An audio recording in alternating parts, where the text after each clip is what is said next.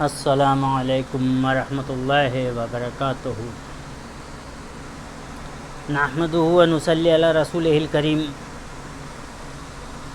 سب طرح کی تعریفیں اللہ رب العالمین کے لیے ہے، جس نے کامل ضابطۂ حیات نازل فرمایا اور جو اکیلا ہے اور اس کا کوئی شریک نہیں۔ اما بعد، سوال ہے کہ بدعت کسے کہتے ہیں قرآن و سنت کی روشنی میں؟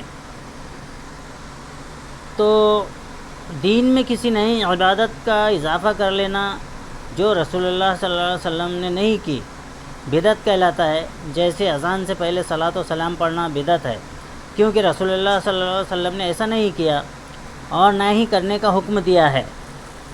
البتہ اذان کے بعد درود پڑھنے کا ذکر احادیث میں آتا ہے، اس وقت پڑھنا چاہیے۔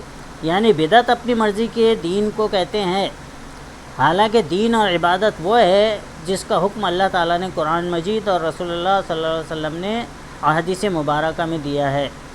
سیدہ عائشہ رضی اللہ عنہا بیان کرتی ہیں کہ رسول اللہ صلی اللہ علیہ وسلم نے فرمایا کہ من عمل عملا لیس علیہ امرنا فہو رد۔